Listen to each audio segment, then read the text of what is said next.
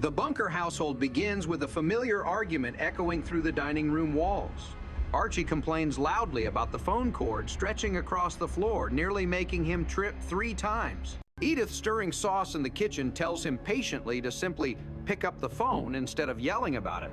After grumbling and stepping over chairs to reach it, Archie answers only to be greeted by an emotional Barney Hefner on the line. Barney is sobbing uncontrollably, his words tangled with grief. Archie yells at him to pull himself together, insisting he cannot understand a grown man crying like a baby. When Barney finally manages to explain news drops like a hammer his wife Blanche has run away again, Archie responds not with sympathy, but mild amusement, commenting that Blanche used to run in the Olympics if leaving husbands were a sport.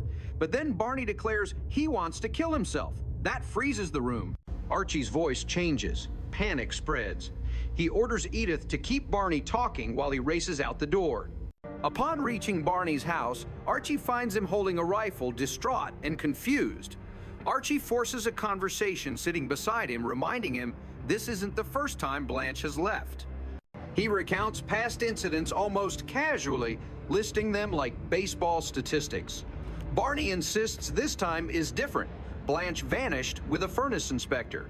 Archie shakes his head in disbelief and sarcastically notes Blanche could fall in love with anyone who repairs anything in her house. Eventually, Archie persuades Barney to put the gun away, encouraging him to eat instead of ending everything. Food in Archie's worldview cures all emotional wounds. Barney reluctantly agrees. Later that night, back at the Bunker home, Edith expresses worry about Barney's mental state. Archie remarks that loneliness is a disease that strikes men harder than women, a belief based more on stubbornness than science. Edith gently counters, insisting women feel pain just as deeply. Their conversation soon shifts when Edith reveals they invited a widowed friend, Martha, to dinner. Martha's husband once owned several supermarkets, and she has since inherited valuable bonds and jewelry. Archie's eyes gleam at the mention of financial stability. Suddenly, he hatches a plan to invite Barney to join them, hoping he and Martha might connect emotionally and economically. Edith scolds him, saying, "A woman can smell greed faster than cologne." Archie assures her he's only thinking of Barney's happiness, although his smirk betrays motives. When Martha arrives, she radiates grace, dressed in pearls and soft perfume.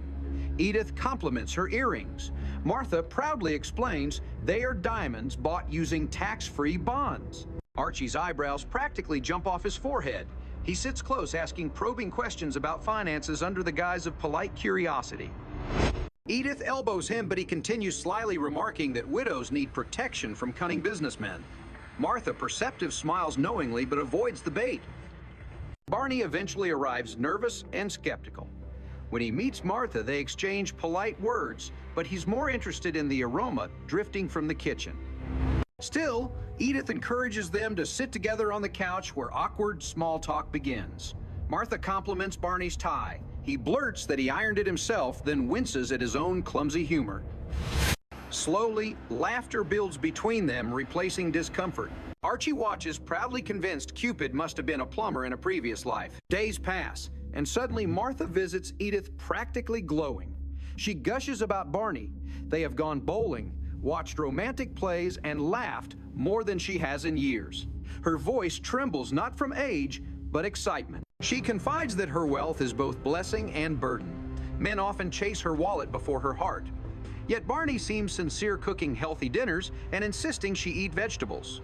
Edith melts at the sweetness. When Barney stops by to retrieve her for an evening date, he affectionately calls her "my little butterball."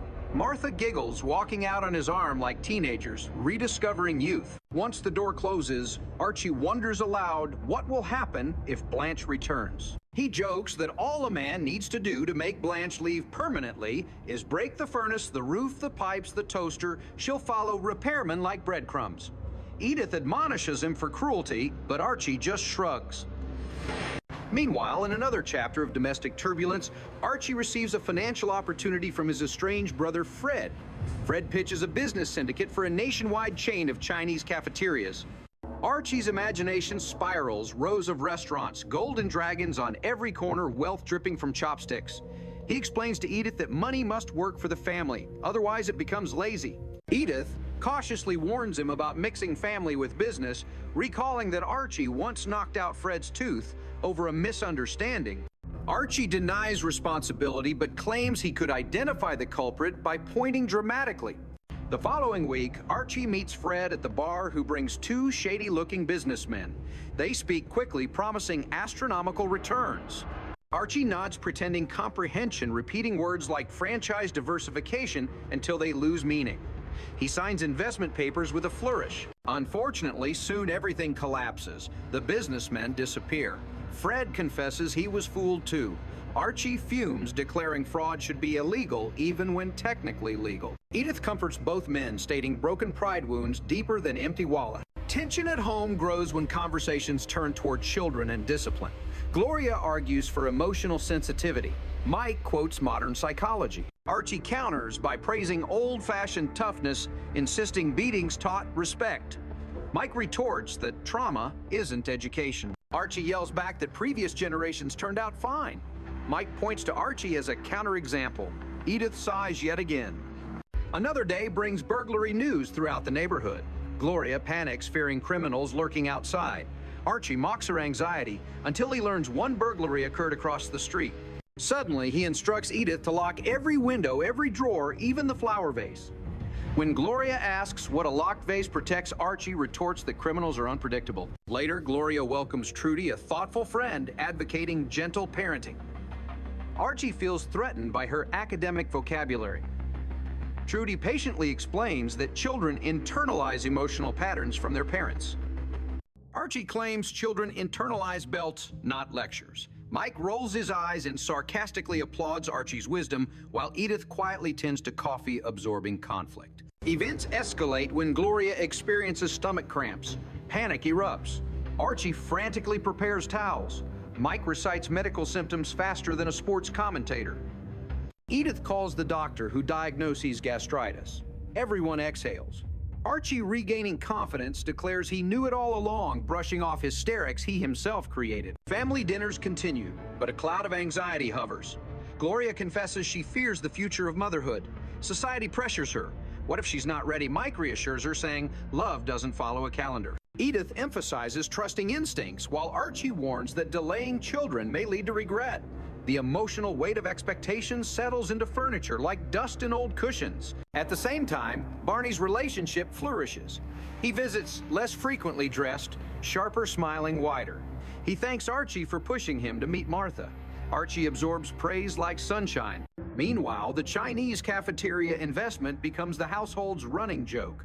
Mike teases Archie by offering chopsticks at every meal. Gloria slips fortune cookies into Archie's lunchbox, each with sarcastic fortunes like invest wisely, not wildly. Edith laughs silently while Archie pretends to ignore them. Soon Fred returns apologetically, offering to repay some money. Archie forgives him, bonding over brotherly failure rather than brotherly wealth. Edith watches, lovingly whispering later that family is richer than any restaurant chain could be. Life slowly settles back into its chaotic routine until the next problem knocks on the door, because in this household, calm always feels temporary, like the pause between waves or the breath before another argument erupts.